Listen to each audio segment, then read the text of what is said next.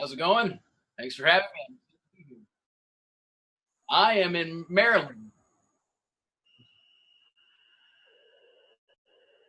I'm in Maryland right now. I'm about an hour south of DC. Southern. Yeah. Well, actually, there's a nuclear power plant about 6 miles away, so I'm in the immediate.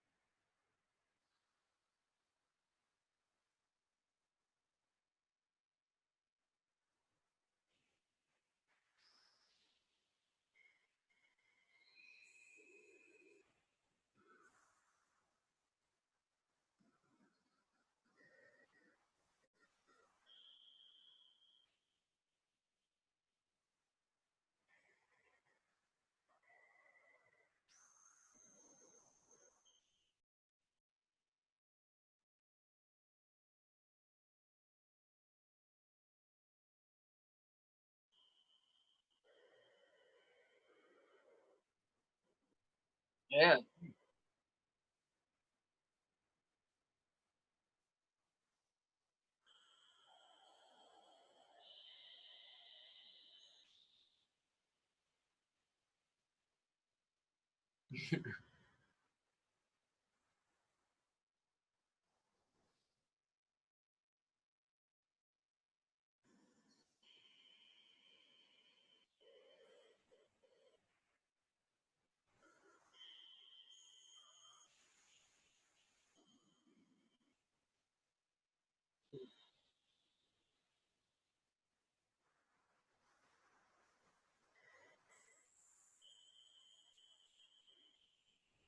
Sure. Sure.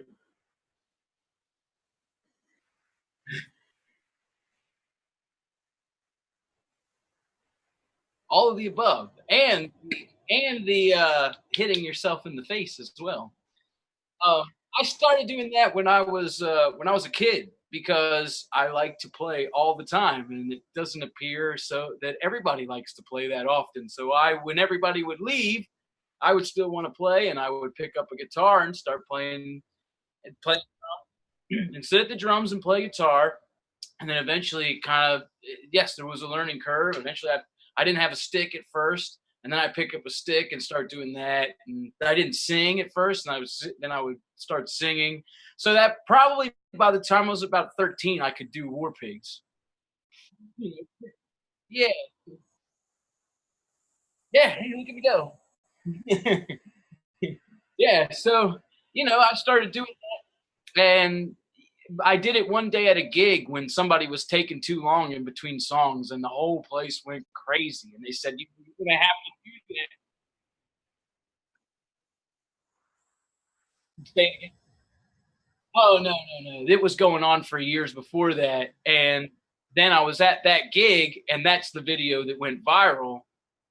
After, well, for me, it was viral. I think right when I posted that video, I had been posting videos for years that would only get like a couple hits here, a couple hits there.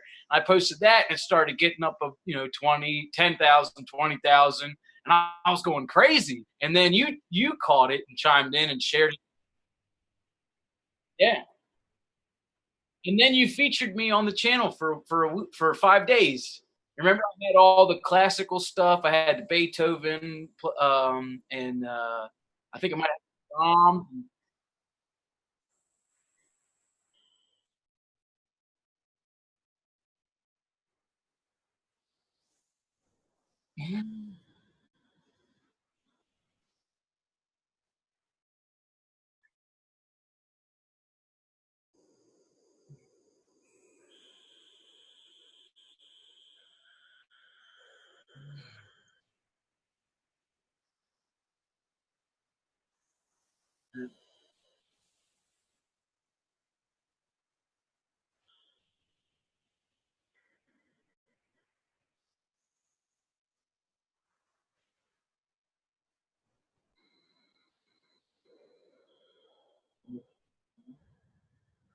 He's a,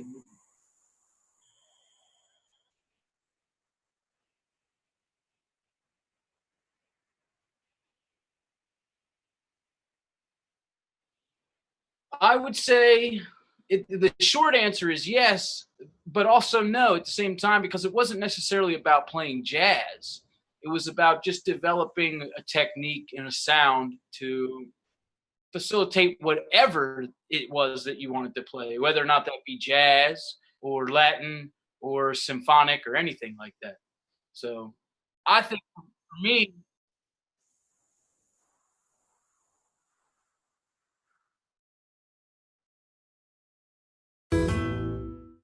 all right, I can hear you.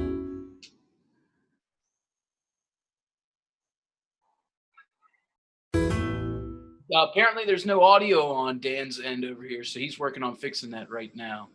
But he was asking me about Paul Murphy and developing, playing with the symphonic music, the classical Beethoven, Bach, and stuff that I was doing, which was one of the ways how he found me, was doing the solo trio with Four Pigs, and then he featured me on the channel for 5 days. I sent him videos of me playing with Beethoven and that sort of thing. And this was something that I developed from the teachings of my mentor, Paul F. Murphy, who is a master drummer and was a highly involved individual and entity in the avant-garde jazz. He played with Cecil Taylor's Altoist, Jimmy Lyons for about 23 years, and led his own bands that recorded at CBS and RCA. And he was friends with Buddy Rich and Louis Bellson, and was asked to be the premier soloist at Louis Bellson's wedding. And he is the inventor of the Wicked Chops practice pad. So cool, and I think my audio works now. People love it when my audio doesn't work. So sorry, I had to fix it. But Gilbert, maybe you can ping me and tell me that it works. And I'm going to go, and thanks for sharing all that info. I'm going to go and look at, one sec here, let's get this in place. There we go. And I want to look at, oh, cool. Kelly Ray Tubb says, thanks, Dominic, for translating. Drumeo, please check out our Spontaneous Jam channel. Okay, we'll check that out, Jerome. Thank you very much. Joe Tapia is on board. Hey. And Paul Murphy is watching. Debbie Flood. Hey, everybody. Thank you so much for what. Dave Good from Chino Hills, California. Awesome. So, I think we have the audio working now. Cool. Gil, let me know. Somebody let me know. Okay, I think we're good. So, where do we leave off? So now we know a bit of the history of you and Paul and jazz. So let's talk about the spirit of jazz and democracy without getting too political. Sure. The Spirit of Jazz and Democracy is a program of lectures, master classes, workshops, and concerts. The music is 100% improvised and has been recognized as historic. And Oxford University Press has called it a new direction in jazz and art. Wow. What we do is we highlight... Back up. They call it a new direction in jazz and art? New direction in jazz and art. That's it's 100% pretty big. That's landmark. I was on a show, Joe Gamsa's show the other day, Around the Kit. Me, Rod Morgenstein, Les Banks, J.R. Robinson, a few other people, Doug Miola, and we talked. It was a tribute to Billy Cobham, and one of the things that I brought up was, how I came across his music, and to understand that he and the other guys in Mahavishnu Orchestra forged a new genre of music, and here it is 50 whatever years later or something. You and Paul possibly could be doing the same thing with that kind of citing by a university and an organization calling it a new direction in jazz and art. That's huge. Yeah, pretty exciting. Yeah. And what we do is 100% improvised. All the concerts are 100% improvised, and our lectures and our master classes and workshops focus on the congruency of jazz in concept and practice to democracy, and how it can inform and create and expand democracy to be more inclusive and to create an expansion of freedom and the betterment of the human condition. And we talk about the role of improvisation and innovation in that process. So it's been going. The responses that we've been getting from participants is pretty stellar. We've had partnered with Loyola University in New Orleans and Isaiah Institute and Ashe Cultural Arts Center in New Orleans, and we're going to start doing a year-long residency down there with a community focus in Central City in New Orleans. Wow, and who else is involved? Because I know it's you, it's Paul effing Murphy. Paul Murphy. It's Larry. Larry Willis on piano. Yeah, iconic pianist Larry Willis, who's played with everybody from Cannonball Adderley and Lee Morgan and Art Blakey and Dizzy Gillespie to Blood, Sweat, and Tears, Hugh Masekela. He was the original keyboard player for Blood, Sweat, and Tears, right? I'm not sure if he was the original, but he was the arranger and keyboardist for like 12 years or something like that, at like the height of their stuff. So and Dizzy Gillespie, I mean, can you imagine this? He was also on all the recordings for the original Blues Brothers movies. He was telling me one day he was saying, "Man, Dominic, we were in the studio, and every day somebody new came in. James Brown, Aretha Franklin, Ray Charles, they were doing those sessions. He was a arranger for all that stuff too. So he's in the band, and Poet Laureate Jerry Carroll is in the band, and Dr. Sybil Anderson is also a philosopher. She's part of the lectures and the workshops and everything like that too. So let me ask you this: so as a musician and as a somewhat young musician, what is the number one thing you've picked up from working with all those people collectively, not separately, because I know you've been with Paul like 11 years, but from working with all those people with all those experiences, what's the number one thing you've picked up? The number one thing really is that it's about your devotion to the craft and your development of something that is unique to you, something innovative, something that helps connect you to the universe, helps you define and explore the universe through your craft. And that's everything that encompasses a lot. So it's been quite a lesson, quite a bunch of lessons. Yeah, absolutely. And the passion, I believe that a lot of that probably comes from their passion and seeing them in such, let's see how politically correct I could say this, such advanced years compared to your age, that they're still just immersing themselves in making music and performing the music, lecturing about the music. That's got to be where all that comes from.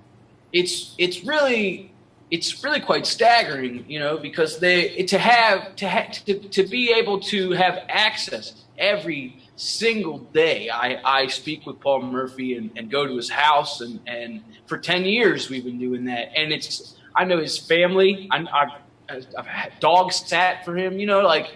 I've sat with my head in between his snare drum and his hi-hat, listening to him play, and to be able to do that with somebody day in and day out that has been considered a documented innovator and contributor to the drum set, who was friends with Gene Krupa, who was friends with Buddy Rich, who was friends with Max Roach and Elvin Jones, on through Duke Ellington and Salvador Dali. To have access direct to somebody like that.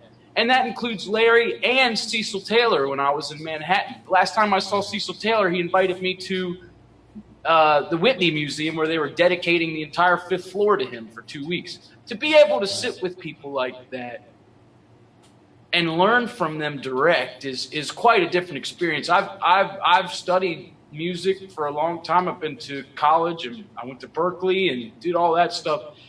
There's a lot to say. It's a big difference between having that kind of a relationship with a mentor who has done all that and has considered all that and is willing to share all that constantly and ego-free is pretty amazing. Yeah, that's great. Yeah, my dad used to say, "I don't need an ego, I know how great I am." Yeah. But no, Paul indeed is such a humble individual. And hi, Paul, we know you're watching. Everybody wave to Paul. Yeah. And So I've seen you, do the solo trio playing War Pigs. I've seen you play in bands, whether it's sort of like an indie rock thing or a hard rock thing or a folksy thing. I've seen you do, obviously Tom Sawyer. I've seen you do what we talked about earlier, kind of jazz soloing along with the rhythms and the elements of classical music, symphonic music. We see what you do with this amazing, and I got the only gold one on the planet. And I'll talk about that in a moment. We've seen what you do with the Wicked Chops practice pad that Paul invented. And, the staking's amazing. And there's a lot of yahoos that think this is just a gimmick, and it's not. It's a phenomenal tool. I'm still working so hard on it. It's funny, on my drum set, I'll put something on I've not played in 20 years, and I'm not afraid of it. Because, kind of like my dad said, I know how good I am on the drums, and if I screw up, drop a stick, swat my nose or something on the Drum Talk TV Facebook page, I don't care. I'm fine with that. But I've not put myself out there yet with this because I don't want to make it look too difficult and then people don't want to do it, So I'm still honing my craft.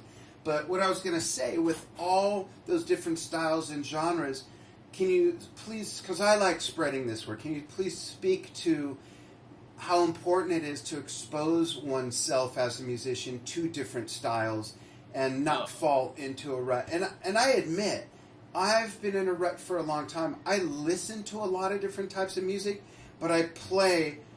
so I listen to like this much music, I play about that much of it.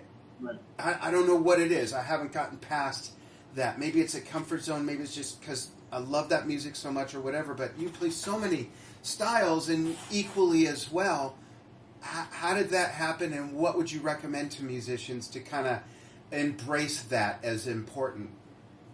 I would say, to answer the first part of the question, which was what is the sort of significance, or can you extrapolate from that, or what does it facilitate? I believe that that you must, the greater or the stronger your foundation is, and the significant contributions to the canon that come before you, or even are current with you, the better understanding you have of these things, the more you'll be able to draw out that which will inform a new concept or inform your own ideas. And so that you can build from that, from the strength of that which has come before you. So I have put a lot of, and Paul has also put a lot of emphasis on learning as much about music and in different styles as possible. And part of the way that comes up is self-motivation. I talk to a lot of people. I remember I was giving a master class in Salerno at one point at the conservatory, and somebody said to me, listen, all these ideas that you're talking about are great. I'm very interested in improvisation and trying to play through a lot of different genres and styles, but I'm working in this kind of band, and we only play like this. And I said, and they say, well, what am I supposed to do if those are my only situations? And my answer is, you must play the gig. You always play the gig appropriately. You do not play something that is way too much or way too little. So you always have to make the gigs work. But the thing that's important is, if you would like to be expansive of your gigs, then you have to do it on your own. You have to create the situations where you can execute those things, and you have to be your own motivator and own regulator of your time to learn those things and present them. And that's really important. So how does it come about? You create the opportunities on your own. And that could include seeking out the gigs, whether or not you just want to play or you're going to play country. I mean, I get calls to play country. I get calls to play blues. I get calls to play jazz. I get calls to play Latin stuff. It happens. The more you try to get those opportunities. You want to hone those skills. You have to use them. Right. And you can't just say, hey, I don't have any opportunities to use these, so I'm not going to build them up. I don't function exactly. But I know that's a little too, Yeah, and so, you're so on point with that. And even when you are doing what you say is play the gig for what it is, it's also still being able to use those techniques that you pulled from this or that, because all music comes from other music. Even if we go back to Gregorian chants and Baroque music, everything comes from something else. And you look at Mitch Mitchell, whose birthday was yesterday. Wish we had him around to interview him. But, you know, Mitch Mitchell, Bill Ward from Black Sabbath were jazz players. And you can absolutely hear it and see it in their playing. Nice. You know. Yeah, I think it's important to be well versed in as many things as possible. Study the masterworks, extrapolate from them, and apply. So Paul Murphy and I we're working on a book called a method book, drum method book called. I thought you were going to say a coloring book. Yeah, a method book called the Continuum Method, and the innovation, freedom, and drumming, and the entire thing is about training your body and enabling your body to execute any of your ideas. And part of that process is drawing from other significant contributions to the canon, like we talked about. But it is all about sort of informing your ideas so that you can better articulate them. And that's part of what the Wicked Chops pad is about enabling you. It's diminishing the time it takes for your idea to meet a manifestation of expression. So your seamless transmission of thought to expression. You want to better be able to articulate your ideas, whether or not there's something that somebody else plays that you learned from somewhere else or anything like that, you know, or they're completely your own. And so I think that's exciting. Yeah, absolutely. And that's a big thing I believe people miss when it comes to musical expression versus working on technique. You know, I think a lot of people think that when you say that or they see you playing on it, and we'll have you play on it in a moment, because there's a lot of people that probably haven't seen that.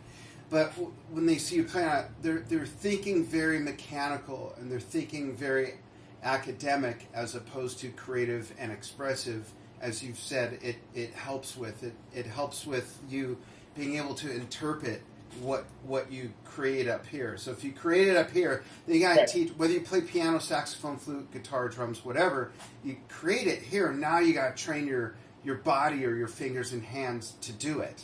And it's not always that easy. Like I remember when I was your age and I was learning a lot, well, even much younger, a lot of crazy music, and there's still a lot of crazy music out there, but like early Genesis, Emerson, Lake and Palmer, Return to Forever, learning stuff like that.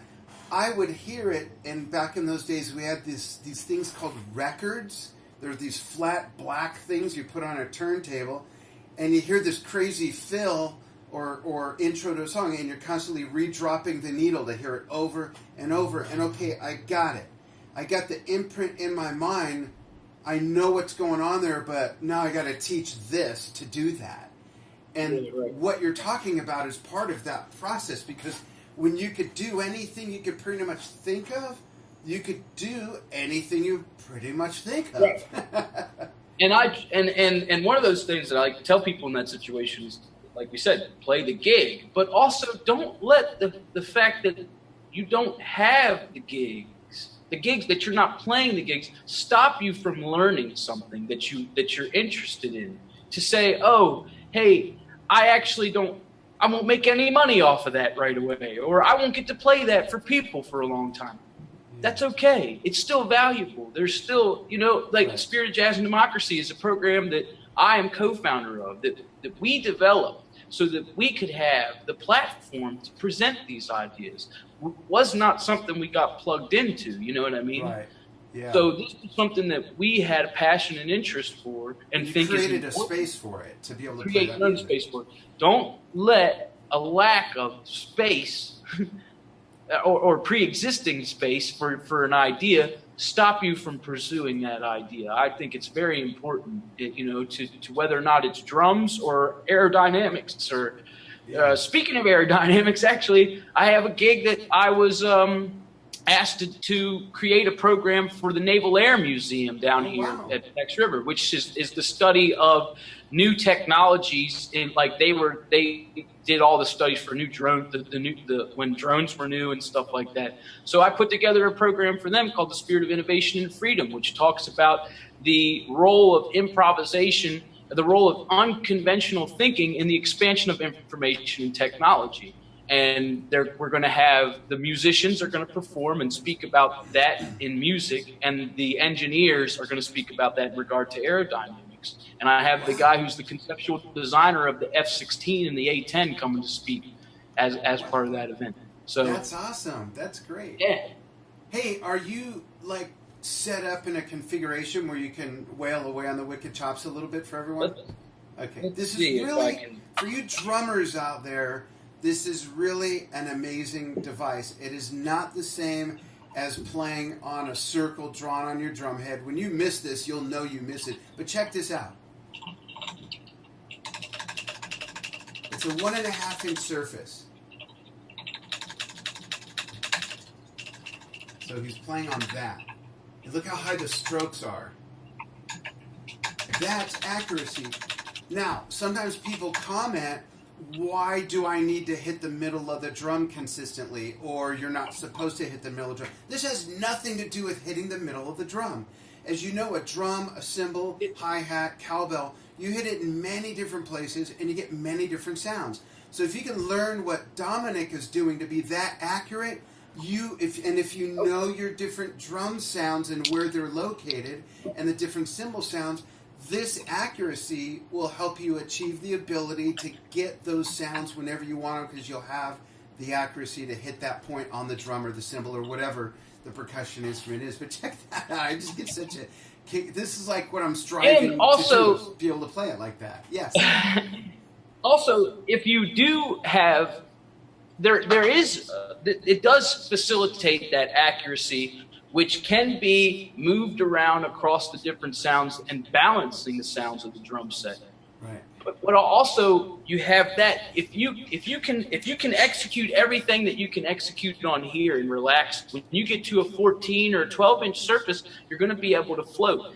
But if you do have the interest to play with that pinpoint accuracy, which would be relevant and applicable in a snare drum line, on a marching situation, because if everybody is playing in this amount of space, that line is going to sound even more cohesive, So it does have the advantage for use in that regard as well. But as far as the application to the drum set, it's going to facilitate your ability to navigate all those sounds more seamlessly, more balanced. You have a range of sounds here at the drum set, which goes from the highs of flutes and violins down to a bass drum, which is encompassing contrabass, timbres, and sonic areas. So you have to balance all that stuff as the player of the drum set.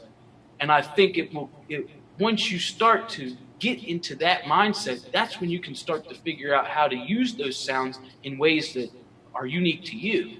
Right, and that's part of how you can further develop your sound. It's also a big element in the term of, I'm sure you people have heard, my chair's squeaking, sorry about that.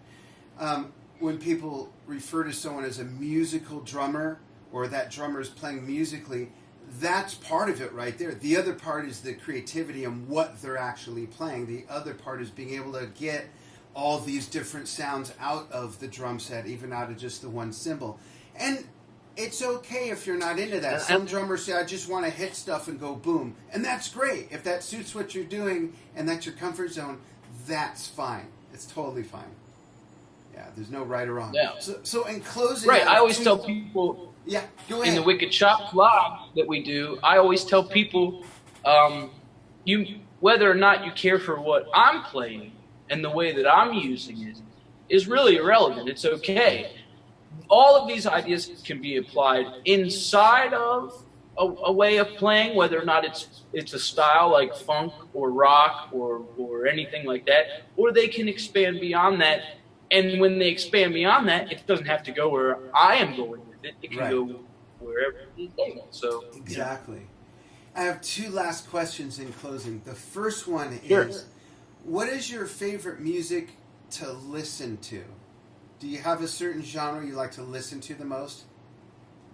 No, I don't. But I try to listen to when I listen to music now, I'm usually listening for things that I can learn from. or things that I haven't heard before. And most of the time, I will say I gravitate towards pianists.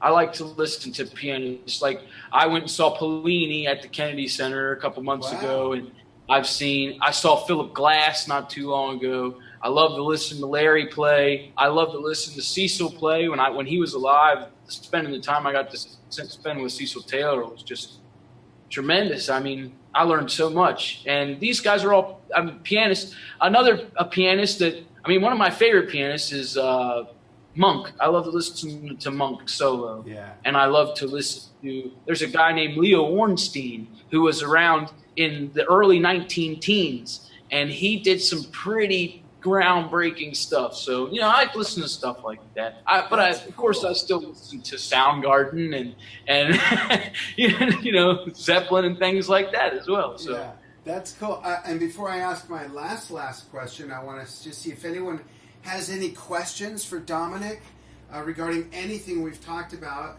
And I want to see who's watching. Hey, we got Drum Talk TV's #1 camera op and associate director, Mike Schaff, watching. Hey, Mike. How are you? Thanks for joining. There's Paul. You're welcome, Paul. Bunch of people waving. Sorry about the audio in the beginning, folks. So here's my closing question. Other than watching Drum Talk TV interviews, what do you like to do when you're not playing music at all? What's a Dominic Fragman fun fact? What's that? That doesn't really happen that much. Well, let's say this. Really, I'm not lying. I probably spend. Well, I spent the better part of 10 years practicing for 10 plus hours a day, and when I wasn't practicing, I was usually at a gig. And now I also am putting in the fair amount of the same kind of effort on guitar. So I'm doing that, and right now what I spend my time doing when I'm not playing music is writing it. Like, I'm writing the method book, but I also am very much into meditation, yoga, and endurance training. I did 25 miles on the bike this morning. Wow, that's great. And I did 20 something miles yesterday. I think it's very important to keep your body. But the reason why I'm doing that stuff is because it facilitates a clarity of mind in my playing, which helps me to achieve a better flow. So basically, the idea of the yoga and the endurance training is the more physical stress I can put my body through while maintaining a mental clarity and a breathing pattern that facilitates that, the more I'll be able to have endurance and dexterity on an instrument while I'm performing, because the physical stress of the physicality of some of the things that I'm getting into is pretty great. So I'm diminishing its effects on my body and my mind by engaging in endurance training and that sort of thing. So that's pretty much what I do when I'm not playing music. That's great. That's great. Yeah. And do you listen to music while you ride? No, I don't. Really? I like to. I meditate. I have mantras and stuff that I've developed. I actually have a way of walking that I've tried to overcome my bipededness by walking in triplets all the time. So when I walk around, I walk in triplets: right, left, right, left, right, right. That's cool. Left. It gives you a whole different kind of swagger, Yeah, I don't listen to music either when I walk or run. I like being present and listening to. Plus, you want to hear if a car is going to run you over. But for sure. I like hearing, just being part of the environment, so I can totally relate to that. Well, thank you so much for taking time to join us. We'll do this again. Folks, watch for Dominic Fragman. He's on at least once a week on the Drum Talk TV page live, playing the Wicked Chops and kind of talking about it, demonstrating some things, giving some lessons. And Gilbert, if you could please drop in a link to where everybody can follow Dominic at his website. And at his website, there's also a link to all his social channels, as well as a link to his project, The Spirit of Jazz and Democracy. And thanks, everyone, for joining us. And if you're interested in the Wicked Chops product, Gilbert would drop that link in there as well. Dominic, thank you so much. Thank you. I appreciate it. Absolutely. And next thank you, time. everybody, for watching. And we will talk soon. Thanks, All right. everybody. Whoops, Take care. where'd we go? There we are. Boom. We're back. All right, I got to switch over to the screen to turn us off. But thanks, everybody, so much. We'll see you soon. See if I can hit the right one. Yep, there we are. Thanks, everybody.